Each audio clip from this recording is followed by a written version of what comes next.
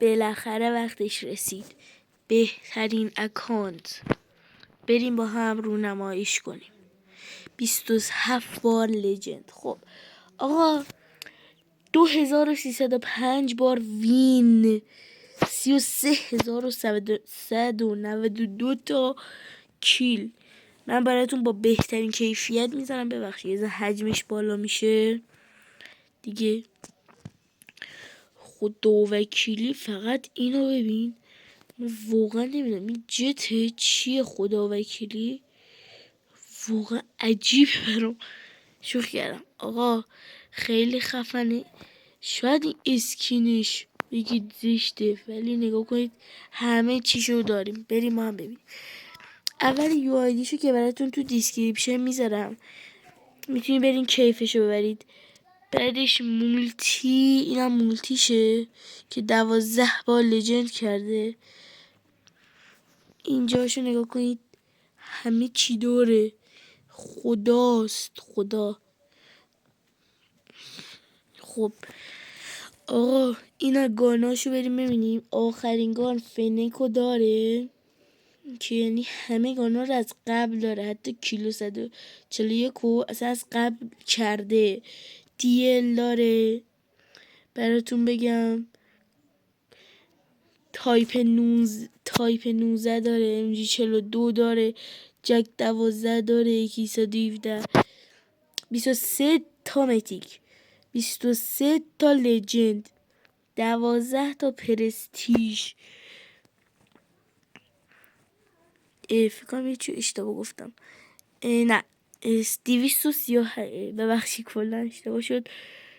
1710 تا گان اپیک، 236 تا لجند، 12 تا پرستیژ و 23 تا متیک. بریم ما هم اسکینا رو ببینیم. آی خدا بنازم اسپکتر. هر کی اسپکتر رو دوست داره لایک کنه. هر کی تمپلا رو کستمتیک رو دوست داره سابسکرایب کنه. خب آقا ای وای ببخشید اسکینا ندیدیم. 128 تا اپیک و 858 تا اپیک. ببخشید 18 تا لجند. حالا لجند ها قشنگ، لجند های قشنگی داره. داک شپل هم داره. بنازم بابا همه چی داری که نکشیمون این وسط. همه چی داره. اچس داره. آلیوس داشت خیلی قشنگ میشد. آلیوس رو من خیلی دوست دارم. خب آقا 4 تا متیک فول آپگرید هم داره. چقدر پول خرج کرده آقا. اسکیت لجند، چاپر لجند، ماشین لجند و آخری ماشین گروهی لجند. خیلی خوشگل آقا.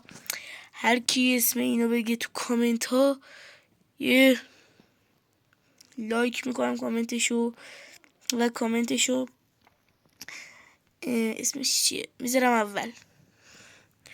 آقا واقعا اسمشو نمیدونم این چیه. خب هیچی مهم نیست. کلا 1000 تایی داره فکر کنم اپیک و 5 تا هم لجند.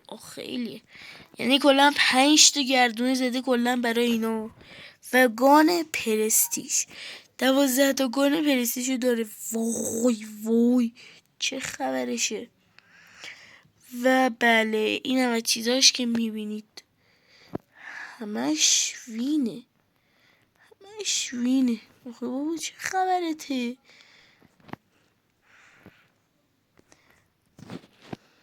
مولتی اینا رو دیدید.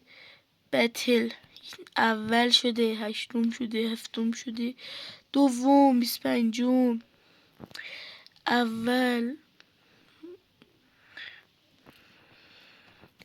بیشترین کیلش کلا چنده؟ بایستو ببینم. بیشترین کیلش 11. من بیشترین کیلم 22. آخه چه خبر. فکر کنم زیاد پرو نیست. زامبی هم رفته. خوب آقا زامبی 300 تا کیل. برو بالا آقا. این هم از چیزش بود. براتون توی کامنت ها میذارم، دیسکریپشن میذارم آیدیشو، برید ببینید. خوش بگذره تا ویدیو بعدی. خدا نگهدار.